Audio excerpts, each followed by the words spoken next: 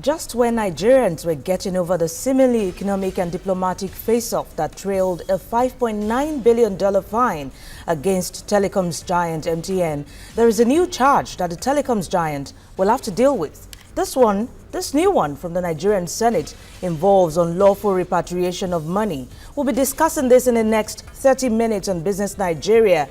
Welcome, I am Yemisi Lanredo.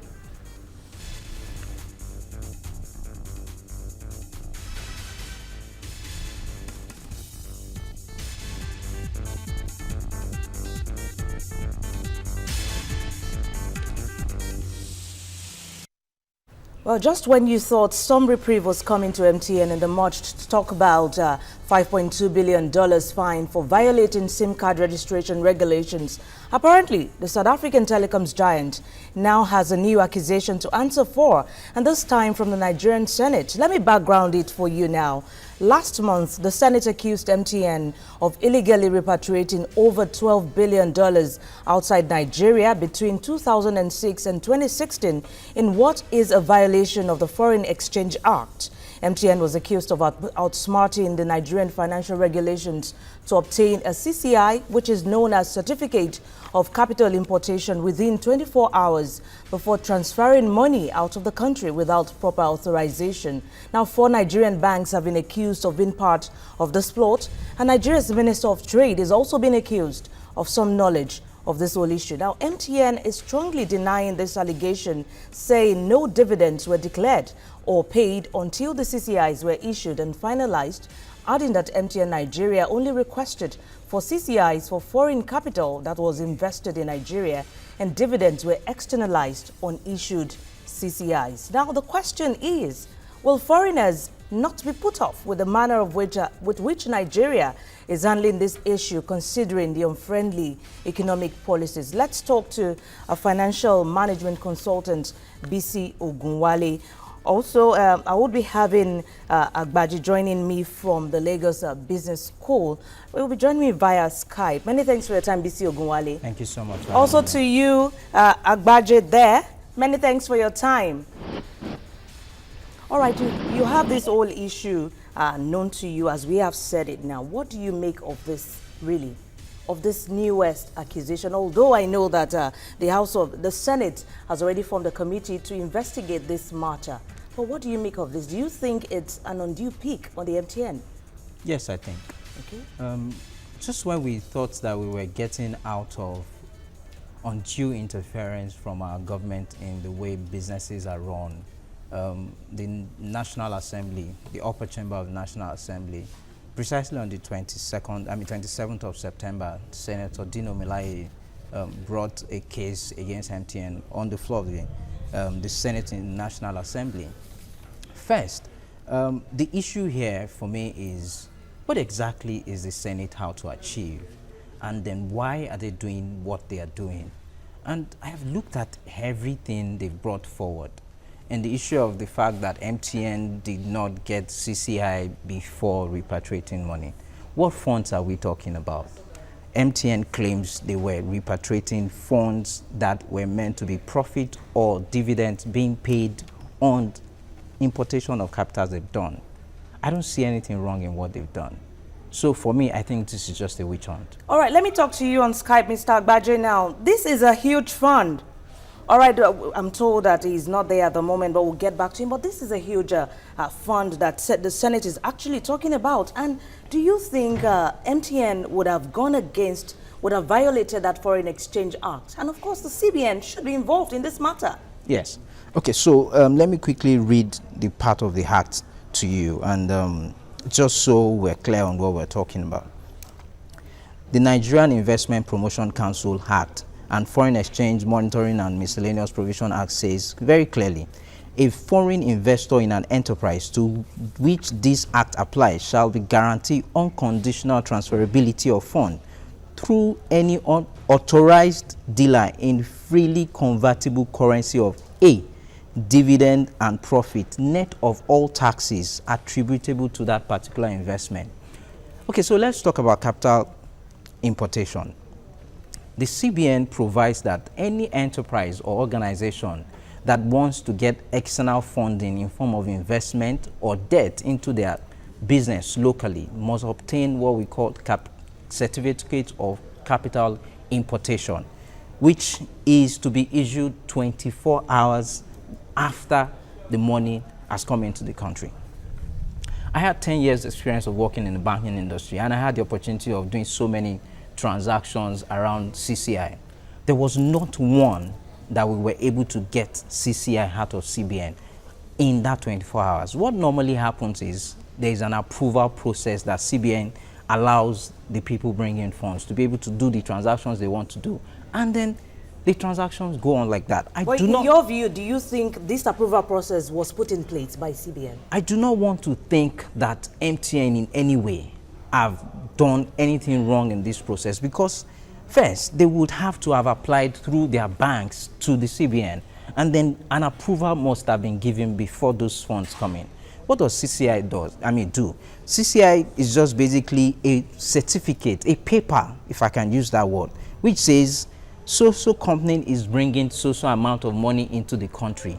The date is coming, the rate at which the money is being converted to the local currency, and then the actual amount that is being converted to in the local currency, and then signed by the people in CBN. It doesn't say more than that. So for instance, MTN has invested over the last 14 to 15 years, almost $16 billion in the country.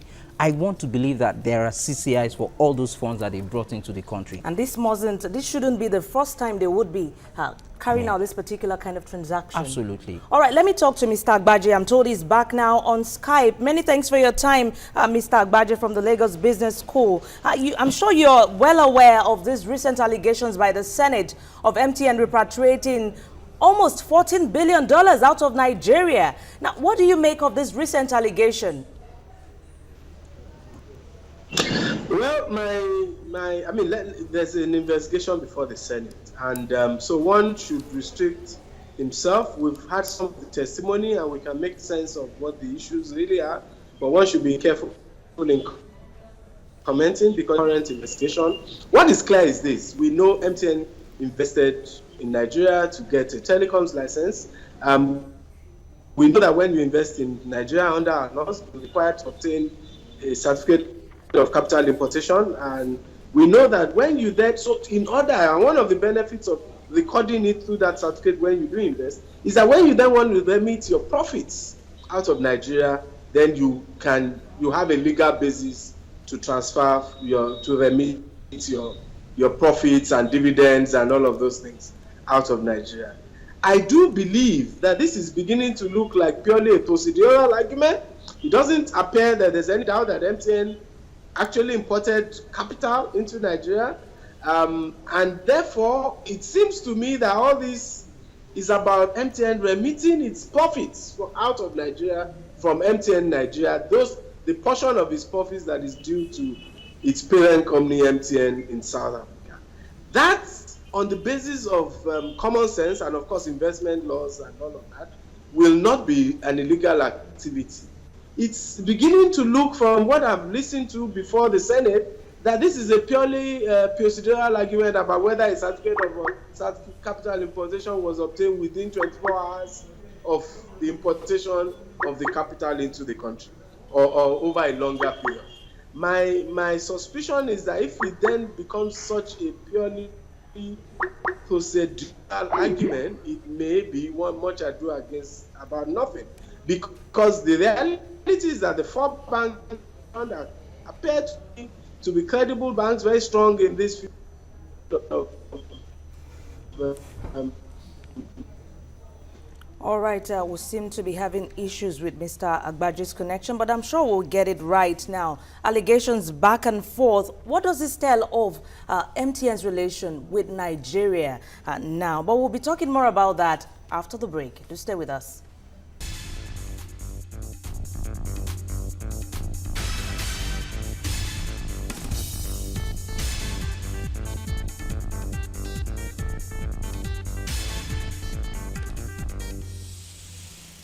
It's Business Nigeria. We're looking at the Senate's accusation against MTN of illegally repatriating over $12 billion outside Nigeria between 2006 and 2016. I've been speaking with a financial management consultant, BISI OGUNWALE, and also Opeyemi Agbaje with the Lagos Business School. Many thanks for your time, you both.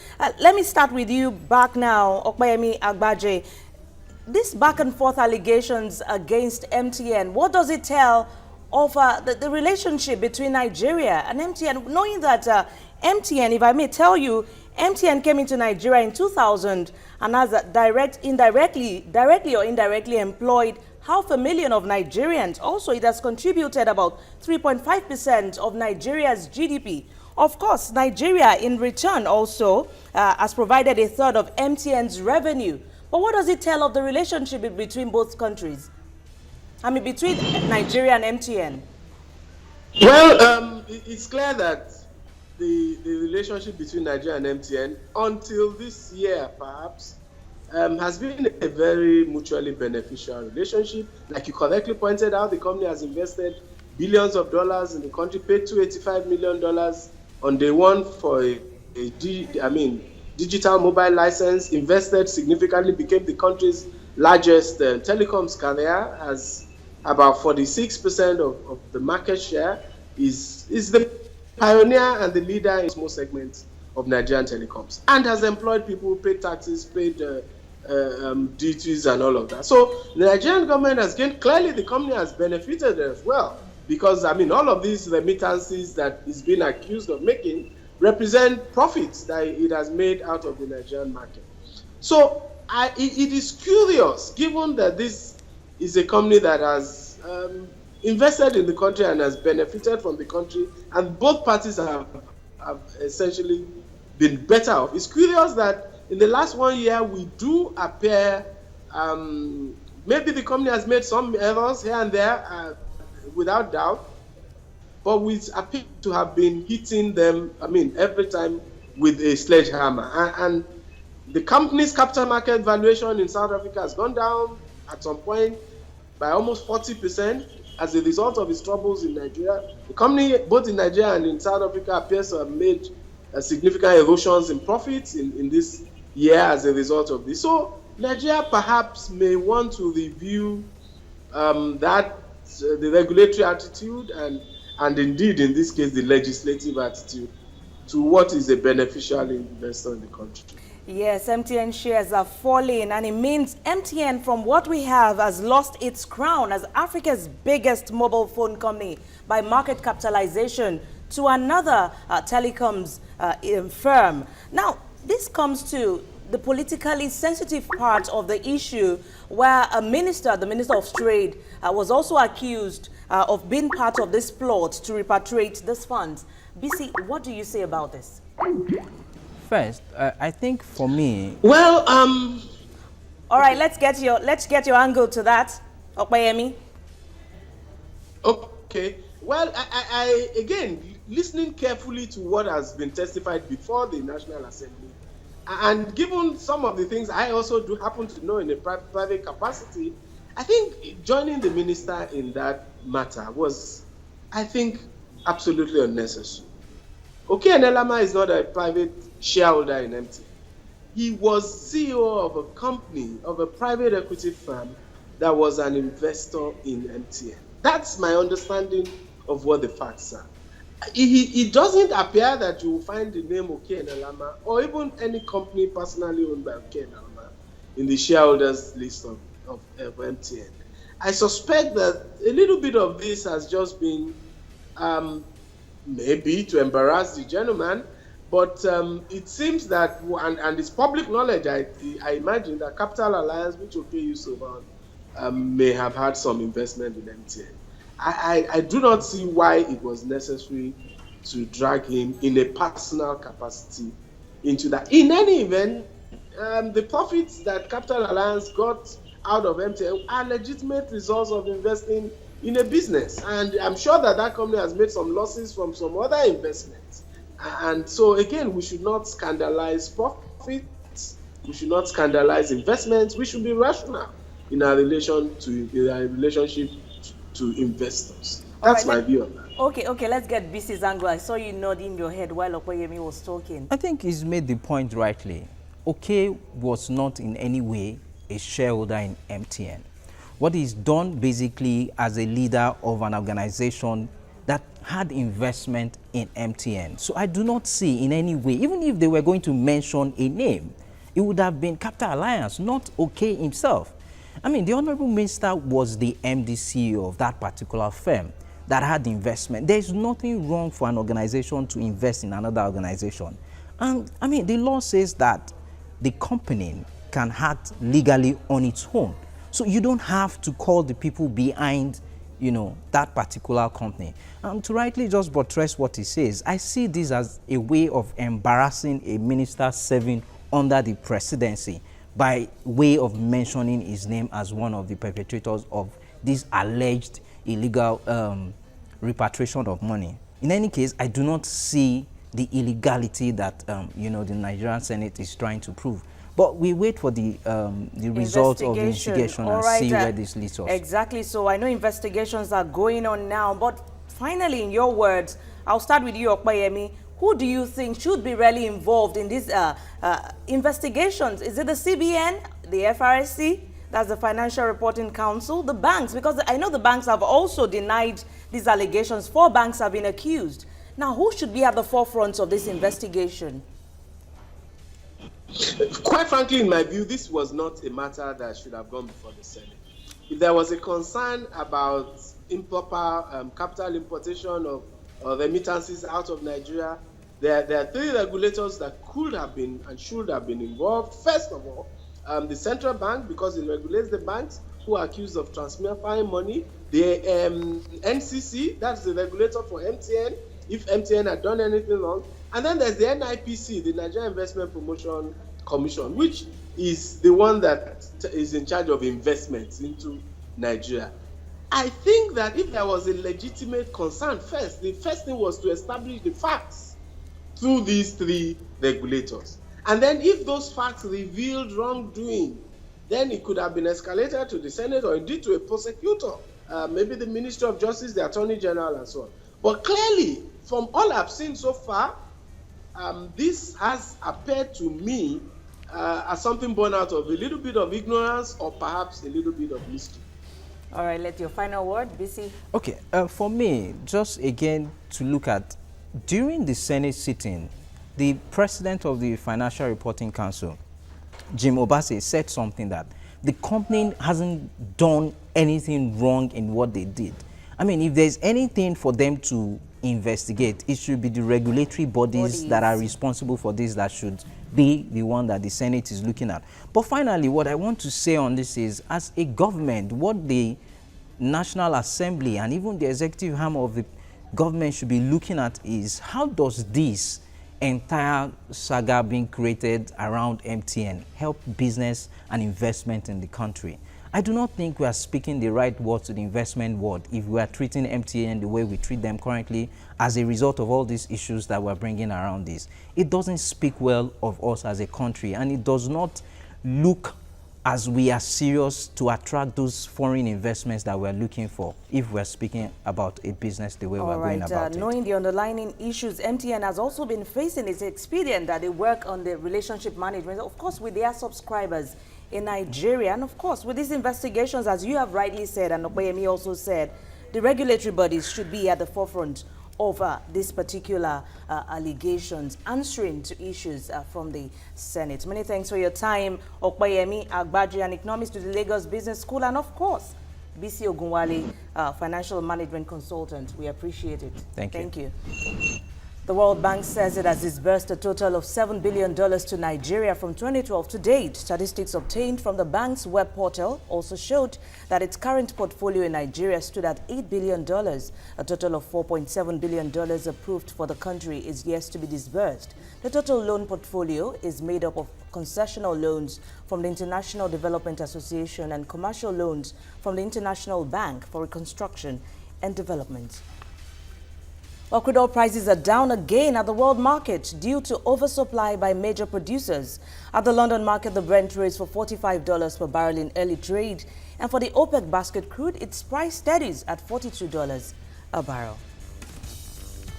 Well, that's it on Business Nigeria for today. Many thanks for watching. I am Yemisi Landre Idowu. I leave you with the official figures of the exchange rate as it stands at the moment.